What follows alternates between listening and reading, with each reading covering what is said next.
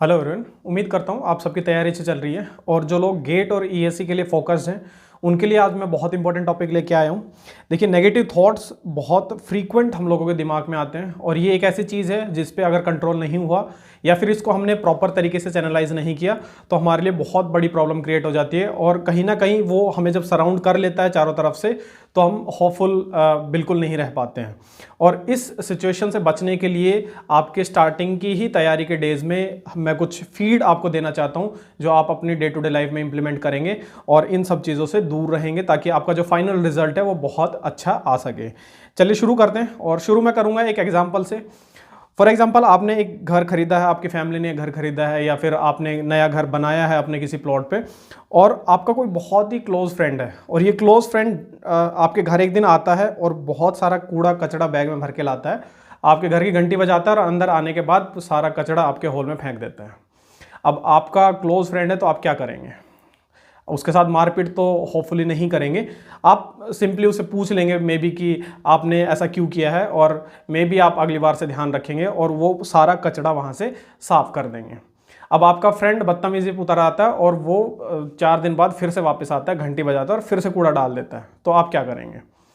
Preferably अगर आपका बहुत अच्छा फ्रेंड हुआ तो आप अगली बार से उसके लिए दरवाज़ा खोलना बंद करने की सोचेंगे और अगर आपका अच्छा फ्रेंड नहीं हुआ तो आप उसको लात मार के बाहर भगा देंगे। हाँ, बट फिर भी सेकंड टाइम जब कूड़ा डाला है तो आप उसको क्लियर अप कर पाएंगे, आराम से कर लेंगे। आपका घर एज इट इज़ हो जाएगा साफ सफाई के बाद, ठीक है। अब थर्ड टाइम जब आपका वही दोस्त आएगा और घंटी बजाएगा तो आप 101% गारंटी आप गेट नहीं खोलेंगे और अंदर से ही उसको कॉल करके बहुत सारा खींच देंगे उसको। अब इस सिचुएशन में जब आप ये एक्टिविटीज़ कर रहे हैं तो आपने ओवरऑल क्या किया है, अपने घर के अंदर जो गार्बेज है, जो कचरा है, उसकी एंट्री रेस्ट्रिक्ट कर दी है। आपने एक गार्ड लगा लिया अपने मन में कि ये बंदा आएगा तो मेरे को अंदर एंट्री नहीं देनी है। देखिए, ये कूड़ा था, कचड़ा था, तब भी आपने गार्ड लगा लिया। कूड़ा कचड़ा क्लीन हो सकता है घर से ईजिली आप क्लीन कर सकते हैं। बट अब सोचो, अगर आपके मन में कोई कूड़ा कचड़ा डाल जाए तो आप उसको कैसे क्लीन करेंगे? मन में कूड़ा कचड़ा मतलब नेगेटिव आपके विचारों का, नेगेटिव सराउंडिंग्स का, नेगेटिव चीज़ों का पहाड़ आपके मन में डाल जाए, विस्परिंग कर जाए कुछ, तो उसके बाद आपका तैयारी का क्या होगा?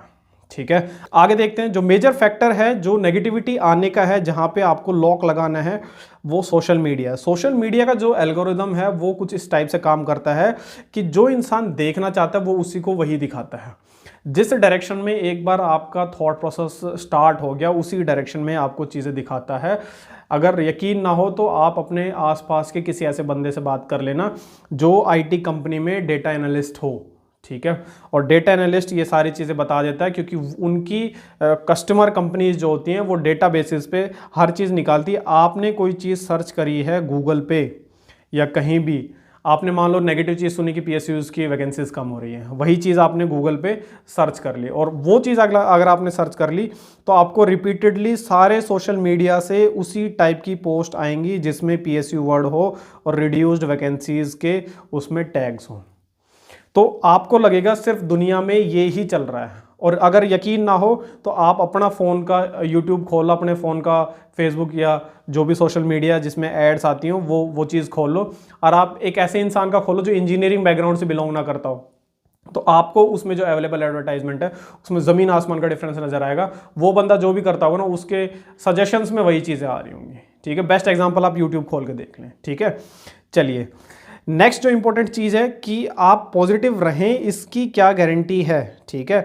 इसके लिए सबसे बेस्ट जो तरीका है जो मैं खुद फॉलो किया करता था वो है कि आप उन दिनों के बारे में सोचें जब आपका सिलेक्शन हो जाए, ठीक है। रात को सोने से पहले आप सिर्फ 5 मिनट ये सोचें कि अगर मेरा सिलेक्शन इस साल हो जाता है तो मेरी लाइफस्टाइल में क्या क्या चेंजेस आएंगे, मेरी लाइफ किस तरह से अपग्रेड होगी और उस टाइम मैं अपने दिन कैसे यूटिलाइज करूंगा, मंथ कैसे यूटिलाइज करूंगा, मैं अपनी सैलरी कैसे यूटिलाइज करूंगा, मैं अपनी फैमिली के लिए क्या लेके आऊँगा। इस टाइप के मोटिवेशन आप रख सकते हैं। ये चीज़ आपको फ्यूल करती है अंदर से, ठीक है, आपको एक पॉजिटिव एनवायरनमेंट देती है। आप रात को जब ये सारी चीज़ें सोच के सोएंगे और ये सब प्लान करके सोएंगे कि जब मेरा सिलेक्शन हो जाएगा तो मुझे क्या क्या करना है, तो 100% आपके दिमाग में धीरे धीरे पॉजिटिविटी बिल्डअप होती है और आप उस चीज़ के लिए वर्कआउट करना चालू कर देते हैं। तो ये बहुत इंपॉर्टेंट प्रैक्टिस है, मैं बहुत फ्रीक्वेंटली इस चीज़ को यूज़ किया करता था। हाँ, मेरे दिमाग में मेरी फ्यूचर फैमिली चला करती थी कि इन फ्यूचर जब मेरी पर्सनल, मेरी खुद की एक फैमिली रहेगी जहाँ मैं फैमिली का हेड रहूँगा, ऑफकोर्स फैमिली तो अभी भी है, बट जब मैं फैमिली का हेड हूँ और उस टाइम मेरी फैमिली का जो स्टेटस रहेगा, मेरी फैमिली का जो सोशल वैल्यू होगा, जो फाइनेंशियल वैल्यू होगा, वो आज जो मैं करूँगा वो डिसाइड करेगा। ठीक है, तो ये चीज़ आपके दिमाग में होना चाहिए कि इन फ्यूचर आपको क्या क्या करना है आपके सिलेक्शन के बाद, तो वो आपको बहुत अच्छे से फ्यूल करता है। ठीक है, नेक्स्ट जो मोस्ट इंपॉर्टेंट है, नेगेटिव वर्ड्स का जो ट्रांसमिशन है उससे आप दूर रहेंगे। क्योंकि देखिए, मैं सिंपल एग्जांपल देता हूँ। फॉर एग्जांपल, अगर 1 लाख बच्चे गेट के एग्जाम में बैठते हैं मैकेनिकल के, ठीक है, और ये 1 लाख बच्चे अगर गेट के एग्जाम में बैठने के बाद फाइनली सेलेक्ट नहीं होते हैं, क्योंकि सेलेक्ट तो फाइनली 200-300 लोग होंगे, 400 हो जाएंगे पीएसयूज में मैक्सिमम एट मैक्स, 200-300 के आसपास होंगे पीएसयूज में, कुछ फिर एमटेक के लिए चले जाएंगे, बट सपने सबने पीएसयू के देखे थे। ठीक है, अब जो पीएसयू में चले गए वो तो अपना जीवन जीने लग जाएंगे, जो पीएसयू तक नहीं पहुंच पाए हैं वो लोग अपना रिव्यूज देना स्टार्ट कर देते हैं मार्केट में कि मैंने इतना पढ़ा, सीट्स कम इसलिए मेरा सिलेक्शन नहीं हुआ, ये इशू है मार्केट में, ये इशू है, ये प्रॉब्लम थी, ऐसा पढ़ना पड़ता है, टफ क्वेश्चन है, ये क्वेश्चन है। बहुत ज़्यादा negative word mouth to mouth travel करता है और वो बहुत डीप इम्पैक्ट आपके सबकॉन्शियस पे डालता है। तो मेरा सजेशन रहेगा, ऐसी नेगेटिव सराउंडिंग और नेगेटिव पीपल जो आपके कान में नेगेटिव बात भरते हो उनसे दूर रहें। ठीक है, ऐसे लोगों से, चाहे वो आपकी फैमिली में है, फ्रेंड में है, चाहे पड़ोसी है, जो भी है, ऐसे लोगों से दूर रहें जिनके मन में सिर्फ नेगेटिव बातें आती हैं, वो जिंदगी में कभी पॉजिटिव सोच ही नहीं पाते हो। ऐसे लोगों की फैमिली, ऐसे लोग का खुद जो पर्सनल स्टेटस है इन फ्यूचर बहुत बेकार होने वाला है। आप मेरी बात मानिए, आप शांति से इन सारी नेगेटिव चीज़ों से दूर रह के, जितना मैं आपको बताता जा रहा हूँ वो आप देख के अगर आप अपनी तैयारी कंटिन्यू रखेंगे, मैं गारंटी लेता हूँ आपका सिलेक्शन 100% होगा, क्योंकि 99% लोग इन नेगेटिविटी के बीच में फंस के रह जाते हैं हर साल। ठीक है, नेक्स्ट, आप धीरे धीरे जिस टाइप से अपने ब्रेन को फीड करेंगे उसी टाइप से आपके सबकॉन्शियसली आपका ब्रेन जो है वो रूट मैप फ्यूचर का बिल्डअप करता है। और अगर आप नेगेटिव चीज़ों से भरते रहेंगे अपने आप को, तो at the end of the year आपको ये लगेगा कि गेट तो तुम्हारे लिए बना नहीं है, गेट से कुछ नहीं होता है, गेट से किसी का सिलेक्शन नहीं होता, कितना ही पढ़ लो कुछ नहीं हो पाएगा। ये सारे कमेंट्स मैं देखता हूँ अपने वीडियोज़ में, लोग कमेंट करते हैं, वो इतना नेगेटिविटी में जा चुके होते हैं कि उनके कमेंट ऐसे आते हैं कोई फायदा नहीं है। कोई बच्चा मुझसे पूछ रहा हो कि सर तैयारी कैसे करनी है, मैं स्टार्ट करना चाह रहा हूँ, उसमें भी रिप्लाई कर देते हैं भाई कोई फायदा नहीं है।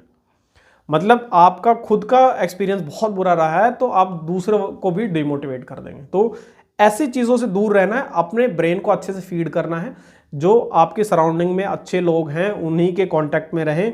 और रात को जब आप सोएंगे उससे पहले, जैसे मैंने आपको पहले बताया, कि आप अपने ब्रेन को एक अच्छी चीज़ों से फीड करेंगे कि आप इन फ्यूचर क्या क्या करने वाले हैं। तो धीरे धीरे आपका माइंड मेकअप उस डायरेक्शन में होने लगेगा और आप डेफिनेटली अपने एग्ज़ाम में बहुत आगे जाएंगे। ठीक है, चलिए लास्ट एक जो इंपॉर्टेंट सजेशन है, आपके रेफरेंसेस बहुत स्ट्रॉन्ग और अच्छे होने चाहिए। आप कोई भी नेगेटिव जो रेफरेंसेस है, रिव्यूज़ है, उन पे नहीं जाएंगे, क्योंकि नेगेटिव रिव्यूज़ वाला इंसान वही है जिसका कहीं ना कहीं किसी ना किसी चीज़ में फेलियर हुआ है और वो फेलियर को जस्टिफाई करने के लिए चीज़ों को नेगेटिव बताने लगता है, रिव्यूज़ नेगेटिव देने लगता है। क्योंकि ये ह्यूमन टेंडेंसी है कि अगर मेरे से कुछ गलत हुआ तो मैं उसको डिफेंड करने की कोशिश करूंगा, मेरा कहीं सिलेक्शन नहीं हुआ तो मैं रीज़न देने की कोशिश करूंगा। इस टाइप की चीज़ें जनरली लोग करते हैं और वही चीज़ें आपको मार्केट में मिलती हैं। आप रेफरेंस अच्छे लें। आप अगर रेफरेंस ऐसे लेंगे कि मेरे कॉलेज में एक ऐसा बंदा था जो बहुत पढ़ता था, यूनिवर्सिटी में टॉप करता था, उसकी फिर रैंक नहीं आई, मेरी तो क्या आएगी, इस टाइप के रेफरेंस सेट करेंगे तो आपका सिलेक्शन नहीं होगा। रेफरेंस अच्छे रखें। मैं अपना पर्सनल बताता हूँ, जब मैं फाइनल ईयर में मैंने गेट अटेम्प्ट दिया तो मेरे रेफरेंसेस बहुत स्ट्रॉन्ग नहीं थे, क्योंकि मेरे आसपास के जो लोग थे जो टॉपर थे यूनिवर्सिटी में, वो सब एग्ज़ाम में बैठ रहे थे और कम से कम 30-40 बच्चे ऐसे थे जो मेरे से बहुत बढ़िया थे मेरे कॉलेज के, और उनकी रैंक ऐसा था कि शॉर्ट आने वाली है। तो उन्हीं की आएगी, मेरी तो क्यों आएगी। और मेरे ही कॉलेज में 30-40 बच्चे, ऐसे बहुत सारे कॉलेज जिनमें बहुत सारे बच्चे होंगे, तो वैसे 1000-1500 तक तो मैं वैसे नहीं आने वाला हूँ, तो सिलेक्शन तो वैसे नहीं होगा। तो ठीक है, अब कुछ नहीं है तो इंडस्ट्रियल ट्रेनिंग का पीरियड है, तो इसमें पढ़ाई करके देख लेते हैं, थोड़ा सा कोचिंग वोचिंग अटेंड कर लेते हैं, सब जा रहे तो मैं भी चल लेता हूँ। ये सोच के मैंने कोचिंग अटेंड करी और मैं 68 नंबर पर रह गया, 2123 रैंक आई। और जो मेरे जिनको मैं 30 मार्क का लोग समझता था, उनके 4000-5000 रैंक आई। जब मैंने अगला अटेम्प्ट दिया तो मेरा रेफरेंस यही था कि जिन लोगों की इतनी गंदी रैंक है, जिनको मैं सूरमा समझता था, मैंने कम एफर्ट देने के बाद भी इतना कर लिया, उनका इतना ज़्यादा एफर्ट था फिर भी पीछे रह गया। मतलब ये सिर्फ दिमाग में है कि कौन इंटेलिजेंट है कौन वीक है। और दूसरा रेफरेंस ये था कि जिन लोगों की 4-5 हज़ार रैंक आई थी, अगले साल उन्होंने रिपीट जब किया तो उनकी रैंक 200 के आसपास आ गई थी।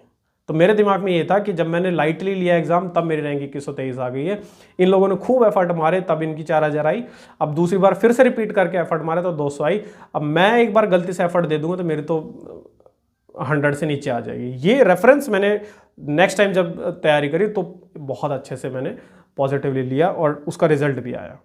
तो इसी टाइप से आप अपने रेफरेंसेस बहुत स्ट्रॉन्ग रखेंगे। आज की जो भी बातें हमने करी वो सारी आप दिमाग में रखें, ये ओवरनाइट चीज़ें नहीं हैं। आप धीरे धीरे 1 महीने में, 1.5 महीने में, 2 महीने में सारी चीज़ें सीख जाएंगे और इनका रिजल्ट आपको फाइनली दिखेगा। मैं गारंटी देता हूँ, आप जैसे ही आपका एग्जाम होगा, आप सिलेक्शन होगा, आप डेफिनेटली टेक्स्ट करेंगे या मैसेज करेंगे कि सर ये चीज़ें मेरे लिए बेनिफिशियल रही और ये मैंने फॉलो करी। ठीक है, इसके अलावा आपको कोई डाउट या क्वेरी है तो आप कमेंट में डाल सकते हैं। लिंक्स जो भी मैंने डिस्कशन पूरे वीडियो में किया है वो डिस्क्रिप्शन बॉक्स में मैं डाल दूंगा। All the best.